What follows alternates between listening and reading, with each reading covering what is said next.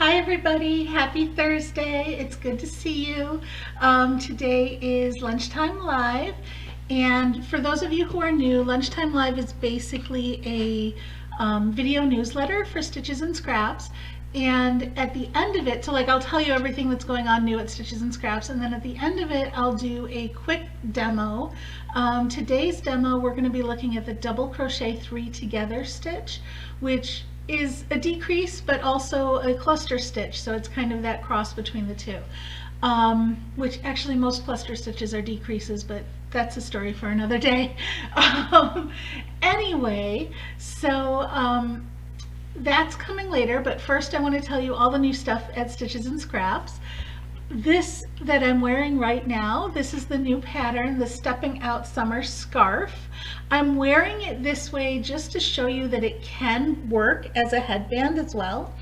You'd obviously want to make it a lot shorter than the scarf version because I've got quite a bit of ends here to work with.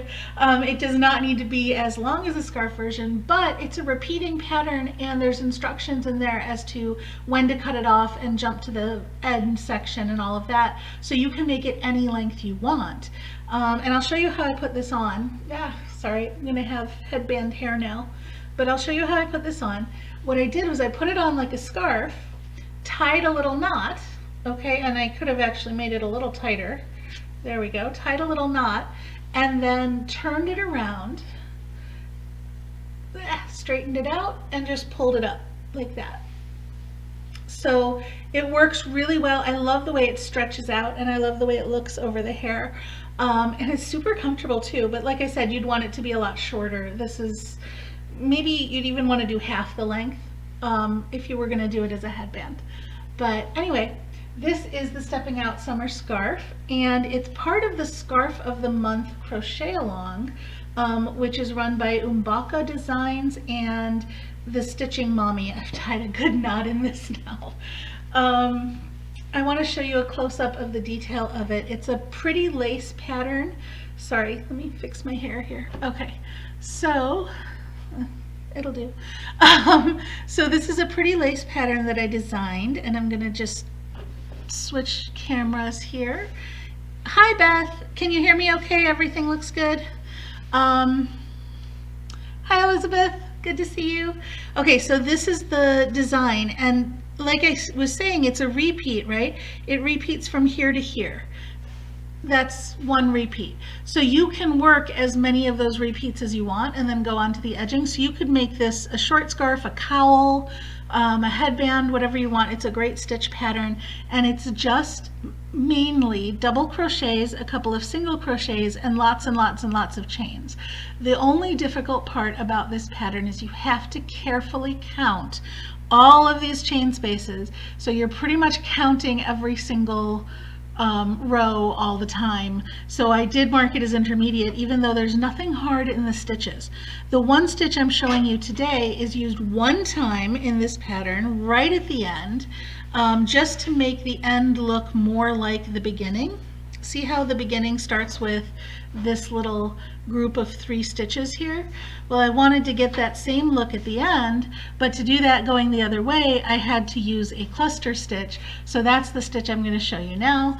Not now, at the end of this video.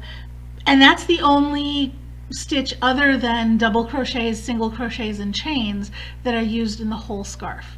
So this is the Stepping Out Summer Scarf. It's on the blog now. The other thing that I just posted this morning is a how to play video on that game that I've been talking to you about. You guys remember that game Arch Ravels that I've been telling you about? It's a fiber-based game where you go to the store, buy yarn, make projects, and fill orders. And whoever gets the most points wins, and you get points for, you know, making projects, filling orders, that kind of thing. So it's a fun game. There's enough strategy in it to keep even gamers interested. I have played it a couple times with my husband now, and he actually enjoys it, which is cool because there's other games he just tolerates for me, you know, for my sake, but he actually really likes it. They did give me that game for free, and I've just posted the video for how to play. Yeah, it's super fun, Beth. I'm planning to still post like a short product review on the blog at some point and link to both the unboxing and the how to play videos. But for now, the videos are up. You can take a look. And for those of you who are new, all of these things I'm mentioning that are up, that are out there, if you click on the link in the description of this video, you'll get a blog post that lists all of these things I'm talking about with all of the links you need so you can find anything we're talking about. Okay, so the yarn I used for that scarf is this. It's King Cole Summer. I think I've shown you guys this one before. Let me see, can you see it? There we go, King Cole Summer. It's super lightweight, and if you remember, I'd done a demo for you a couple weeks ago with the Clover Wonder Knitter, and I had made this cord. Well, I wanted to see, this cord is made out of worsted weight yarn, and this is fingering weight yarn. So I wanted to see what it would look like. Oh my gosh, you guys, I'm in love. Here, I'm gonna flip over and show you. Look how light and airy that cord looks, right? That's using fingering weight yarn with the same 3 pegs on the Wonder Knitter. So this cord, made with the same summer yarn that I used on the scarf, is, I made a really long one and I used it on a hat that I've made, a sun hat, for the hat of the month crochet along, which is going to be coming out on Monday. So look for that. I used King Cole raffia yarn for the hat, and then I've tied a cord like this so that it coordinates with the scarf. I tied a cord around it with this Wonder Knitter cord with the summer yarn.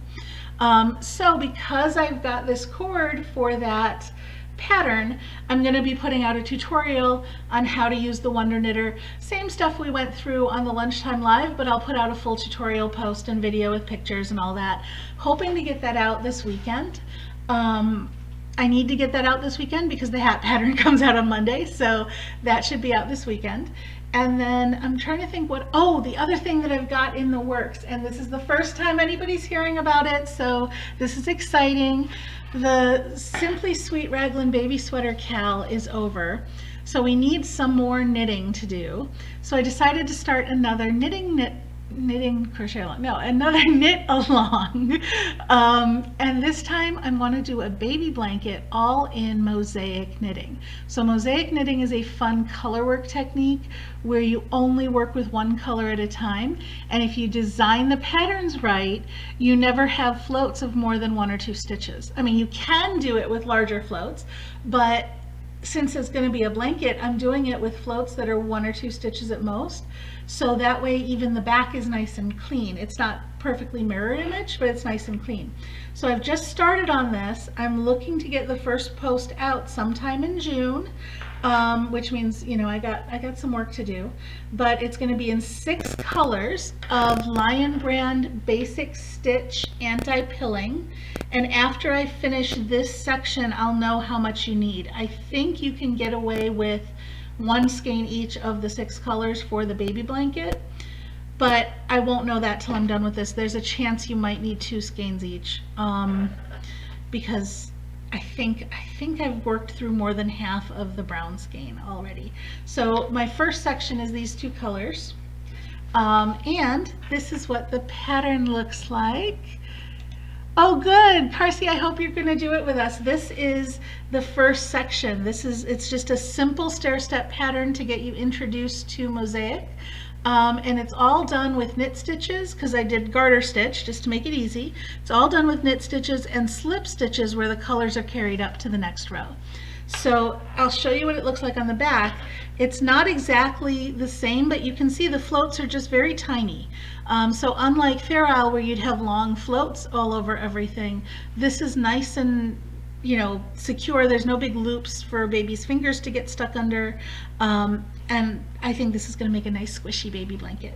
So I am hoping to get this started before the end of June. It's probably going to be near the end of June, and then I'll have 1 pattern out every month with a different stitch pattern 6 different sections, so it's 30 inches long, and each section is going to be 6 inches tall. So by the end of it, you'll have a 36-inch long blanket, 30 inches wide, 36 inches long.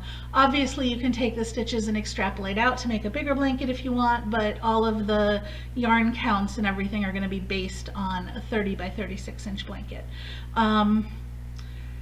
So yeah, I'm thinking I might end up having to order more yarn, which is going to put me a little behind on some of this. So we're hoping for the end of June, and then I'll have June, July, August, September, October, November, 6 months. We'll have the blanket done in time for Christmas. So that is, you're the first to hear about this. I have not said word one about this to anybody else except for Lion Brand, who sent me the yarn. So I'm very excited about that. And more to come as I get caught up. And that, I think, is everything that's going on the blog right now. Let me just make sure I've got a little cheat sheet. Let me make sure I got everything. Yeah, I think that's everything. So let's jump into the tutorial if nobody has any other questions. I'm going to flip the camera over. And this one's going to be fairly quick. I do have a full tutorial on a double crochet 3 together on my site, but it just covers exactly how to make the stitch. I want to show you some different variations and stuff here because I like, you know me, I like to play with stuff. So the very basic version of this stitch, you're going to do a partial double crochet in 1, 2, 3 stitches, and then you're going to finish them all together. So let's start the first one. Yarn over, insert your hook and pull up a loop, yarn over and pull through 2 loops. So that's the first half of a double crochet. Yeah? Do that again. Notice now you've got 2 loops on your hook. Do that again in the next stitch. First half of a double crochet. Okay? Do that again in the third stitch. And now you've got 4 loops on your hook. 1 you started with and 1 for each of the 3 stitches. Yarn over and pull through all 3. Now this is a double decrease. It's taken these 3 stitches and converted it to 1. It's also a cluster. A cluster is basically starting multiple stitches and then finishing them all off together. So it is a type of cluster and it's a decrease. So you may hear it referred to in multiple ways. If I'm using it just like this, a DC3 together, I will just call it a DC3 together because that's a known stitch, right? But if I'm doing anything different, I'm going to call it a cluster and I'm going to define it as a cluster so that there's no confusion about what exactly I'm doing. So in this particular pattern, and I'm going to do, I need another setup row here. I'm going to do a chain space and then do single crochet or double crochets all the way to the end. And then we'll get back to that chain space and I'll show you what's different in this summer scarf pattern. Just going fast to get to where I need to go. Sorry for the... There we go. Okay, one more. All right, so now what I did in this pattern, it's a double crochet 3 together, but it's worked over a double crochet, a chain space, and a double crochet. So you can work the stitch over anything, but I defined it as a cluster just to avoid any confusion. So again, you start your first double crochet in the first stitch, then you start your second double crochet in the chain space, just like you were normally making a double crochet into that chain space, right? Then you start your next double crochet in the next stitch.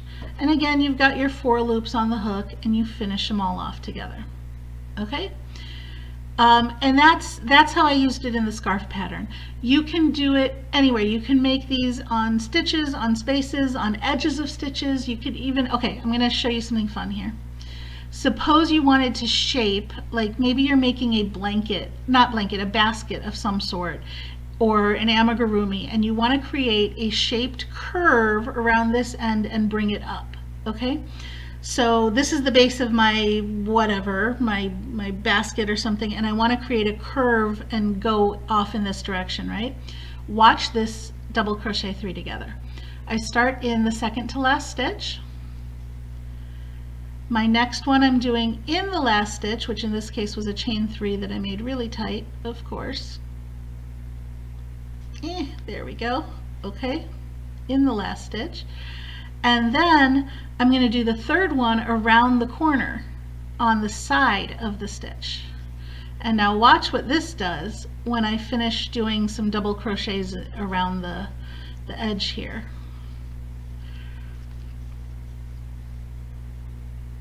So you can see now that that decrease, putting that decrease in the corner like that, made a little pocket and actually curves this up and in. So I could build up off of this for a nice little box or bowl. Hi Melody, good to see you.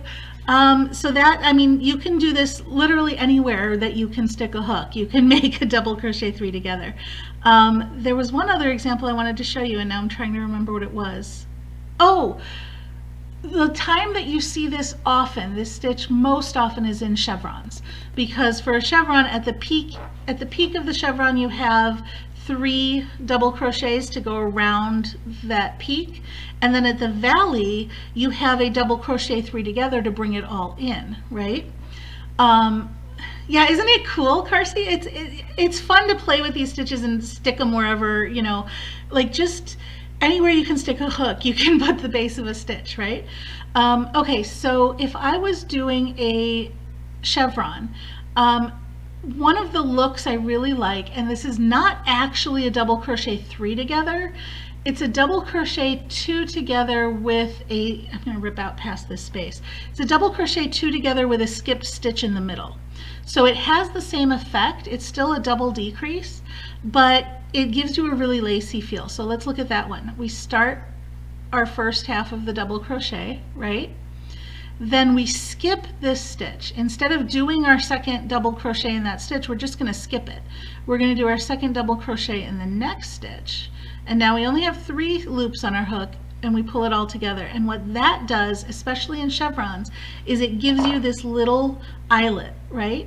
And if you do chevrons where they're like this, you get those eyelets all the way up. You get a beautiful lacy little ridge going up. So that's actually my alternative to a double crochet 3 together that I like to use. It's not mine, I didn't invent it, but that's my favorite alternative to use with chevrons if I want more of a light lacy feel, because chevrons can get a little heavy, right? And that's it. That's all the variations I wanted to show you. Again, there is a full tutorial on just how to do the double crochet 3 together on my site. It's an older one, so I don't think it has a video with it, but it's still a good tutorial. And that's it. Any questions, any comments, anything else you want to see? Remember to reach out to me if there's something you want to see next week in our tutorial. You can find me you can contact me through the Contact Us page on my site, or you can message me here on YouTube, message me on Instagram.